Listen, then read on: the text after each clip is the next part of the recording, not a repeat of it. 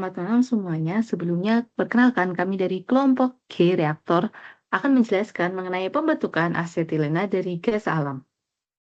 Selanjutnya, kelompok kami beranggotakan Nova Kristiana dengan NIM terakhir 0172, Nurfi Mishka dengan NIM terakhir 0084, Olivia Reva dengan NIM terakhir 0182, Viviana Kumala Dewi dengan NIM terakhir 0195, dan Mbak Yurike Berliana dengan NIM terakhir 0178. Nah, sebelumnya saya akan menjelaskan mengenai latar belakang dari pembuatan asetilena sendiri. Sektor industri kimia memiliki peranan strategis dalam mendukung pertumbuhan ekonomi nasional karena hampir seluruh bidang industri sangat bergantung pada ketersediaan bahan kimia. Salah satu bahan kimia yang masih banyak diimpor adalah asetilena atau C2H2. Asetilena ini merupakan hidrokarbon dengan ikatan rangkap 3 yang banyak digunakan dalam berbagai aplikasi industri. Ketersediaan asetilena di Indonesia masih sangat terbatas dengan kapasitas produksi hanya 792 ton per tahun. Sementara kebutuhan impor dari asetilena sendiri terus meningkat sebanyak 54,4% dari tahun 2013 hingga 2018. Oleh karena itu, pendirian pabrik asetilena dalam negeri menjadi sangat penting untuk memenuhi kebutuhan nasional, mengurangi ketergantungan impor, serta meningkatkan kemandirian industri lokal dan berpotensi menambahkan devisa negara melalui ekspor.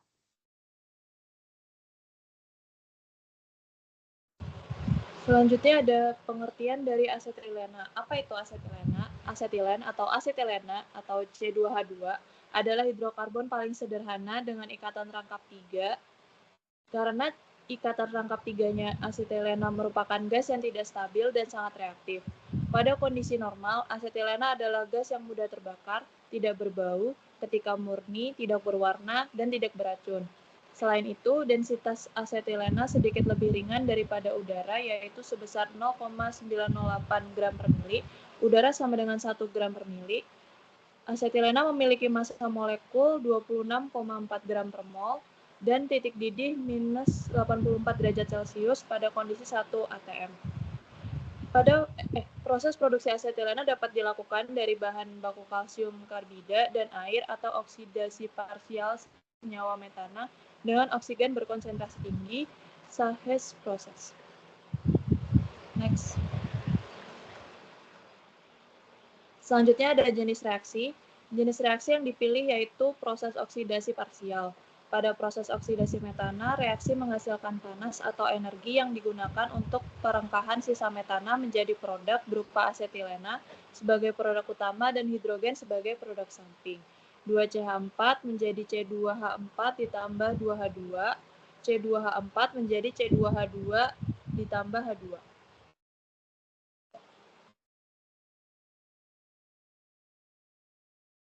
Nah, selanjutnya kita masuk kepada slide ini ya. Ini menampilkan data-data properties yang dimana properti termodinamika dari beberapa senyawa yang digunakan dalam reaksi, yaitu metana CH4, lalu adanya etilena C2H4 dan hidrogen H2 dan nitrogen N2. Nah, pada tabel ini menunjukkan 3 parameter yang menunjukkan bahwasanya adanya entalpi standar pembentukan delta H298 dan energi Gibbs standar yaitu delta G298 serta kapasitas panas atau CP. Nah, dari data ini kita bisa lihat bahwa CH4 itu delta H-nya itu min 74,87 serta delta Gibbs-nya itu min 50,5 dan CP-nya yaitu 0,036. Lalu setelah itu adanya C2H4 yang dimana diperoleh delta H298-nya yaitu 52,51 kJ mol min 1 dan delta G-nya atau Gibbs-nya yaitu 68,43 serta CP-nya yaitu 0,043. Lalu adanya H2 yang dimana H2 ini memperoleh delta H-nya yaitu 0, delta G-nya yaitu 0 serta nilai CP-nya yaitu 0,028. Dan yang terakhir yaitu N2 yang dimana N2 nitrogen ini menghasilkan delta H298-nya itu 0, delta G298-nya itu min 33,2 dan data CP-nya yaitu 0,029. Nah, selanjutnya yaitu tinjauan termodinamika, yang dimana termodinamika ini menghasilkan panas pembentukan delta HR-nya yang bertepatan pada suhu 298 Kelvin ini, yang dimana delta HCH4 itu min 4,87 kJ per mol. Lalu delta HC2H4-nya yaitu 2,51 kJ per mol. Dan delta H2-nya yaitu 0 kJ per mol, yang nantinya dapat dimasukkan pada rumus delta HR 298K sama dengan delta HR produk dikurangi delta H reaktan, yaitu menghasilkan 12.7380 Joule per mol. Lalu selanjutnya yaitu energi Gibbs, yang dimana delta H G-nya yaitu 298 Kelvin, yang dimana delta G CH4-nya itu menghasilkan min 50,5 kJ per mol. Lalu delta GC24-nya itu 68,43 kJ per mol, serta delta GH2-nya itu 0 kJ per mol, sehingga dimasukkan ke dalam rumus delta G R298 pada Kelvin, yaitu delta G R produk dikurangin delta G reaktannya. Jadi menghasilkan 11,8930 Joule per mol. Nah, yang terakhir yaitu tinjauan termodinamika pada kapasitas panas ataupun bisa disebut CP 298 Kelvin, yang dimana CP pada CH4 itu menghasilkan 0,036 kJ per mol, lalu CP dari C2H4 itu menghasilkan 0,043 kJ per mol, serta CP dari H2-nya itu 0,028 kJ per mol. Sehingga bisa dimasukkan ke dalam rumus atau dijumlahkan, sehingga menghasilkan 3,5 kali 10 min pangkat min 2 kJ per mol kali Kelvin.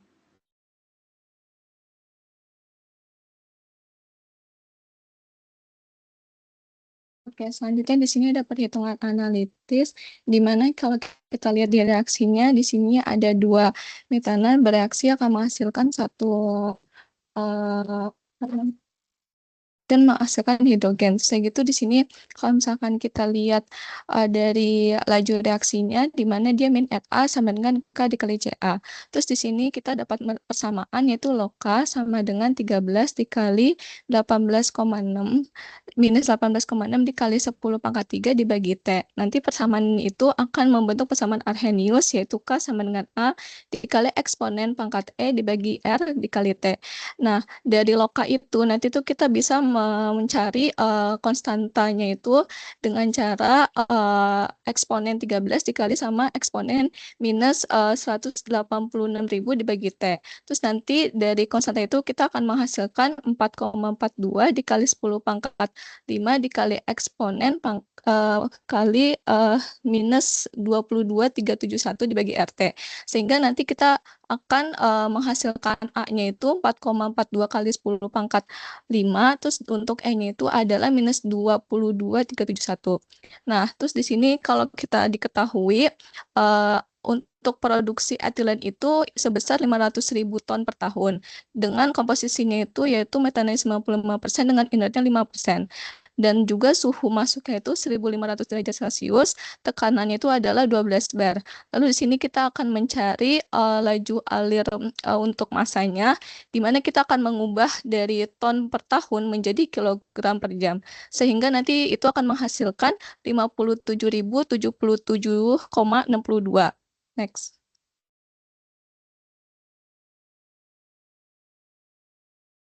Nah, lalu di sini kita akan mencari laju alir untuk molar awalnya itu dengan cara 2 dikali FB dibagi dengan XA.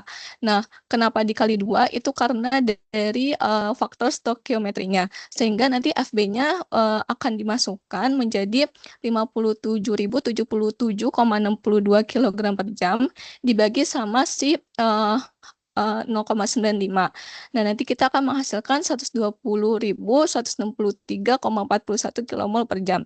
Lalu kita di sini akan mencari konsentrasi awal pada A, yaitu P dibagi dengan RT, di mana itu P itu merupakan tekanan, jadi tekanan total dikali sama fraksi mol pada si A, dibagi sama R dikali T. Nah, nanti tuh T-nya itu sebelum kita masukkan, itu akan diubah dari Celsius ke Kelvin. Sehingga dari CaO ini kita bakal mendapatkan hasil yaitu 77,33 kilomol per meter, meter kubik. Terus di sini kita akan mencari volumenya di mana volumenya yaitu FAO dibagi dengan CaO seperti yang tadi udah kita hitung sebelumnya, sehingga kita masukin FAO dan CaO-nya sehingga kita akan menghasilkan 1553,9042 meter kubik per jam. Next. Lalu di sini kita akan memasukkan algoritmanya di mana kita neraca molnya ini yaitu dx per dV sama dengan min RA per FA0.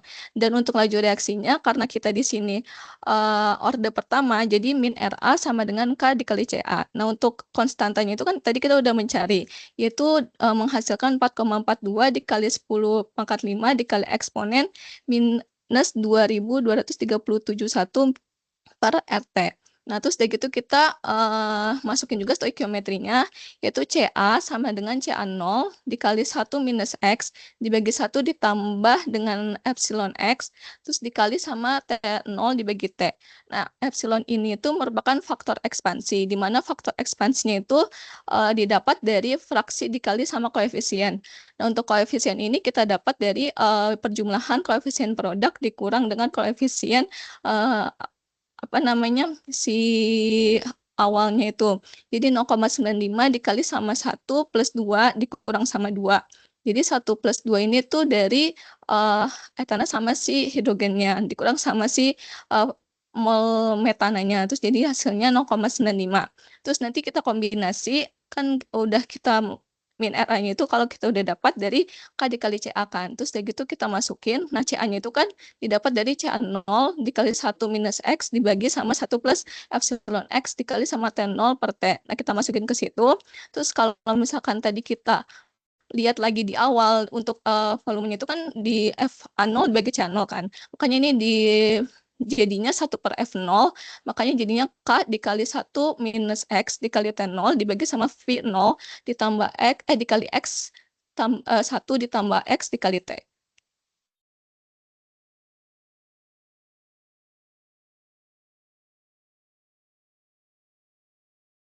Next.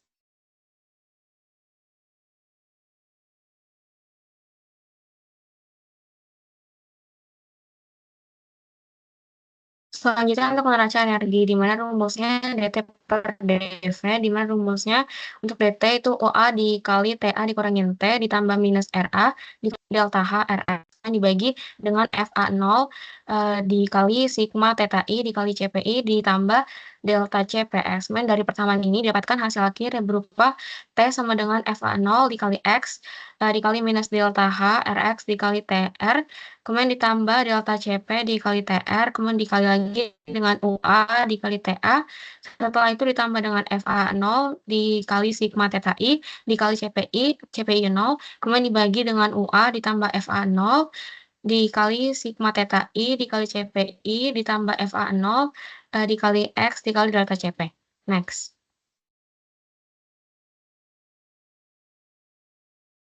Kemudian pada saat berikutnya itu hasil perhitungan dengan Skylab, di mana pada hasil perhitungan Skylab ini didapatkan FB sebesar 57,6 kg per jam, kemudian didapatkan FA0 sama dengan 120.163 kmol per jam, kemudian didapatkan CA0 sama dengan 77,3451 kmol per meter kubik, kemudian didapatkan VA0 sama dengan 1553,6 meter kubik per jam. Next.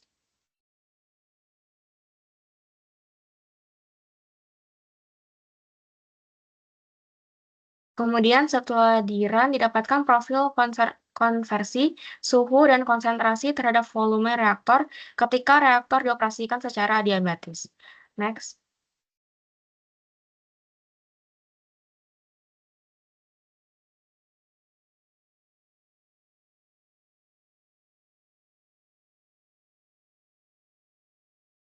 Kemudian dapat dilihat pada hasil yang didapatkan pada perhitungan Skylab dapat dilihat bahwa hasil yang mendapatkan konversi paling tinggi yaitu sebesar 0,99913 dengan volume pada reaktor itu sebesar 600.000 liter. Next.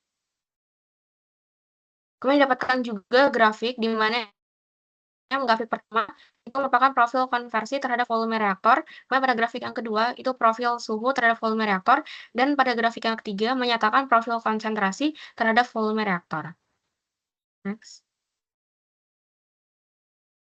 Kemudian didapatkan juga pada hasil DWSIM, setelah dilihat didapatkan hasil perhitungan volume reaktor sebesar 597.260 liter, atau jika dibulatkan maka hasilnya 600.000 liter. Next.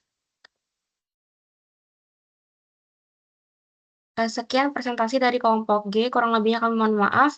Assalamualaikum warahmatullahi wabarakatuh.